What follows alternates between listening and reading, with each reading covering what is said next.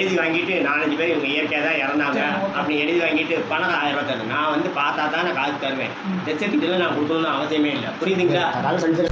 ஒரு வீடியோ வந்து நம்மளுடைய மாவட்டத்தில் ஒரு வைரலாக போயிட்டு இருந்தது. ஸோ பொதுமக்களிடம் ஒரு வாக்குவாதத்தில் ஈடுபட்டு அவர்களிடம் பணம் கேட்பதாக அரசு அலுவலர்களுக்கு பொதுவான ஒரு வேண்டுகோள், பொதுமக்களிடம் நாம் பண்பாக நடந்து கொள்ள வேண்டும். பொதுமக்கள் வந்து அவர்களுடைய குறைகளை வந்து கேட்பதற்காக நம்முடைய அலுவலகங்களுக்கு வருகிறார்கள். ஸோ அப்படி வரும்பொழுது அவர்களை வந்து உட்கார வைத்து அவர்களிடம் நீங்கள் அன்பாக பேசி அவர்களுக்கு என்ன தேவை என்பதனை முதலில் புரிந்து கொள்ளுங்கள். அவர்களிடம் கடுமையாக நடந்து கொள்ள வேண்டாம். நிறைய வேலைபளுக்கள் இருக்கும் அரசு அலுவலர்களுக்கு, நான் அதை குறை சொல்லவில்லை.